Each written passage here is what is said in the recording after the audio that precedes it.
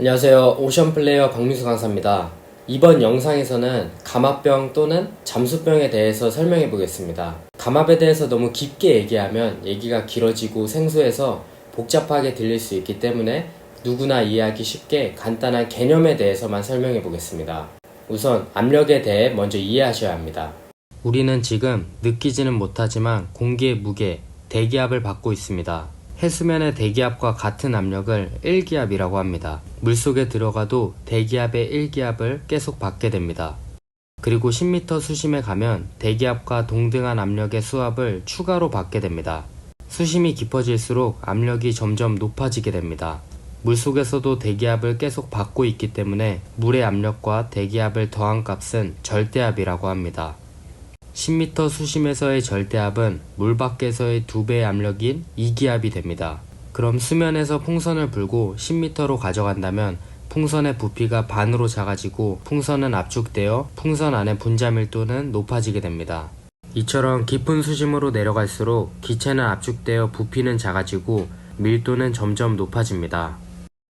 지금 물 밖에서 우리가 호흡하고 있는 공기는 약 21%의 산소와 약 79%의 질소로 이루어져 있습니다.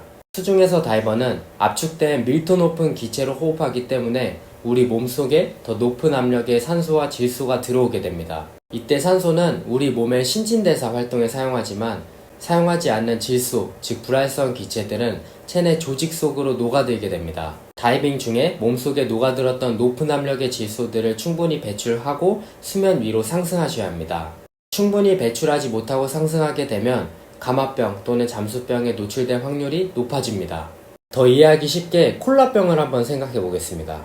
콜라병을 흔들게 되면 콜라병 안의 내부 압력이 콜라병 밖의 주변 압력보다 높아지게 됩니다. 이때 뚜껑을 확 열면 기포가 발생하면서 터지겠죠. 콜라 안에 녹아들었던 높은 압력의 이산화탄소가 낮은 압력을 만났기 때문입니다. 압력은 서로 다른 압력이 만나면 같아지려는 성질이 있습니다. 콜라병 안에 높은 압력이 콜라병 밖에 낮은 압력과 만나서 기포가 발생했습니다. 그럼 천천히 열어서 압력을 낮추게 되면 기포가 발생하지 않습니다.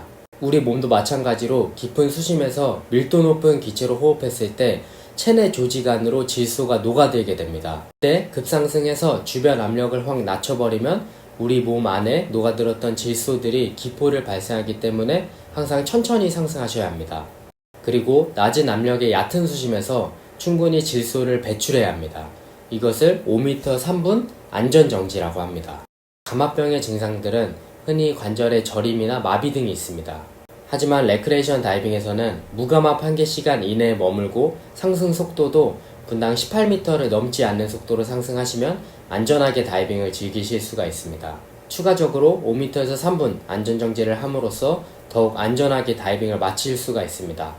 다이빙 중에 수시로 무감압 한계 시간 NDL을 넘지 않도록 자주 확인해 주시고 상승 속도도 가이드 또는 다이브 컴퓨터를 자주 확인하면서 부력 조절하면서 상승하셨으면 좋겠습니다. 부력 조절에 대한 팁들은 제 유튜브 채널에 많이 올려놨으니까 참고 부탁드립니다. 사실 다이빙 후에 우리 몸속에는 아직 질소들이 남아 있습니다. 그래서 다이빙 후에 바로 비행기 탑승이나 등산 등 높은 고도로 가는 것은 피하셔야 합니다.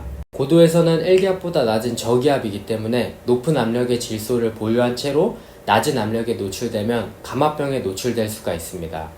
다이빙 후에는 항상 충분한 시간이 지난 후에 고도로 가는 것을 권장드립니다. 그럼 감압병에 대해서 좀 이해가 되셨나요? 항상 보수적으로 다이빙 하시고 궁금하신 점은 댓글 부탁드립니다. 감사합니다.